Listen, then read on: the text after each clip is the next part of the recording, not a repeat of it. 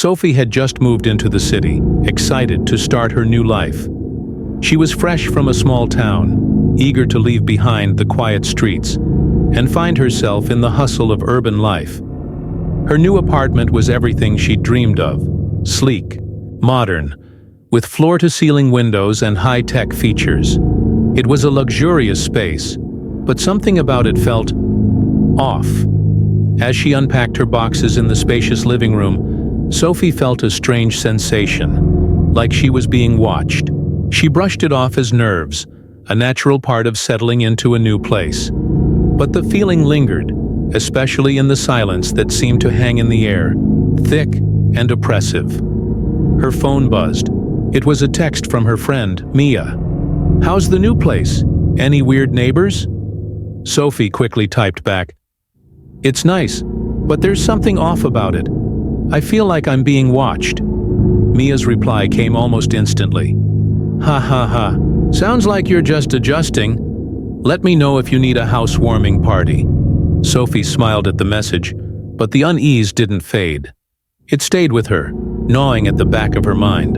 The first time Sophie noticed the bathroom mirror, she was struck by how large it was. It covered almost the entire wall above the sink, an extravagant touch for a bathroom. But what really bothered her was how it reflected the room. It wasn't quite right. The angles were slightly off and the reflection seemed distorted, as though it wasn't quite capturing the space in front of it. At first, she chalked it up to the design quirks of the apartment. But as days passed, Sophie began to feel more unsettled. She would often find herself glancing at the mirror, and each time the reflection seemed to shift, as though something was moving just out of sight. One night, as Sophie stood brushing her teeth, she saw it, a shadow behind her. For a split second, it looked like someone was standing in the doorway. She spun around quickly, heart pounding. But there was nothing there, just the empty bathroom. When she turned back to the mirror, the shadow was gone, but her reflection didn't seem quite right. The angle was off, and the face staring back at her was just wrong. Sophie's breath hitched, but she told herself it was just her imagination. Still, she couldn't shake the feeling that something was lurking in the reflection. Over the next few days, Sophie's unease grew.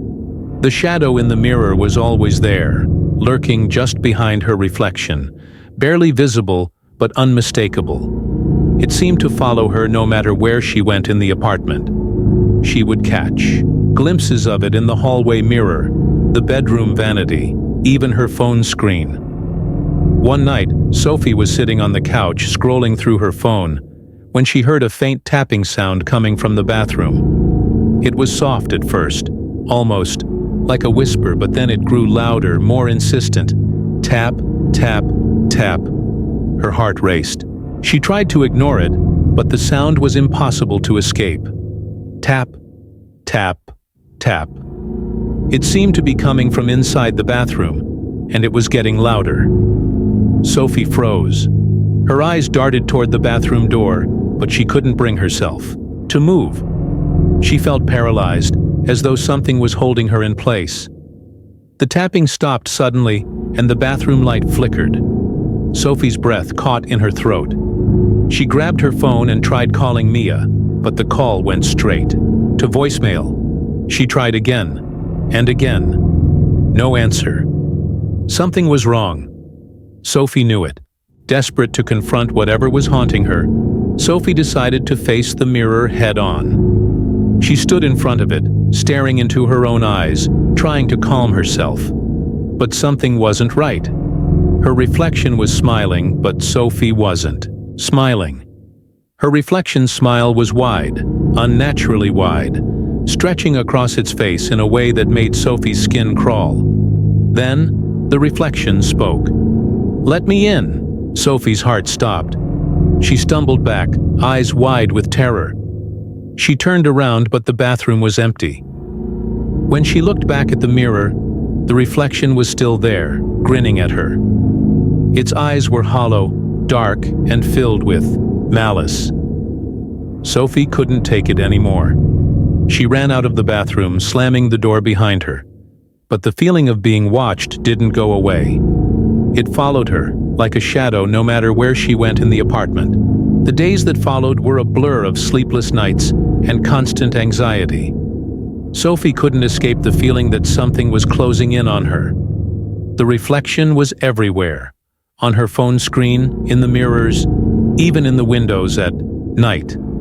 It was like it was waiting for her to make a mistake, waiting for her to slip up. One evening, Sophie called the landlord, hoping to find an explanation. She asked if anyone had ever reported strange occurrences in the apartment.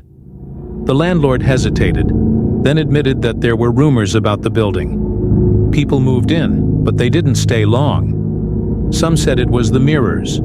Others said it was the building itself. But no one could explain it. Sophie didn't want to believe it, but the more she thought about it, the more it made sense. The mirrors weren't just reflecting her, they were pulling her in. Sophie knew what she had to do. She had to destroy the mirror. It was the only way to end this nightmare. With trembling hands, she grabbed a hammer from the kitchen and made her way to the bathroom. The reflection didn't fight back. It just stared at her, grinning, its teeth sharp and gleaming. Sophie raised the hammer and swung it at the mirror with all her strength. The glass shattered, sending shards scattering across the floor.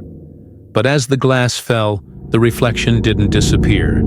It was still there, in the broken pieces, in the cracks. It was everywhere. Sophie understood then. The mirror wasn't the source of the terror. The reflection had always been a part of her. It had been waiting for her to break, to give in. The darkness closed in around her, pulling her into the shattered glass. She screamed, but it was too late. The reflection had won. A few weeks later, a new tenant moved into the apartment. The space was pristine, the mirrors freshly cleaned. The landlord gave them a tour, showing them the sleek living room, the modern kitchen, and the bathroom with the large mirror. But as they stood in front of it, something caught their eye, a shadow just out of focus, lurking in the reflection. And then they heard the whisper, "Let me in."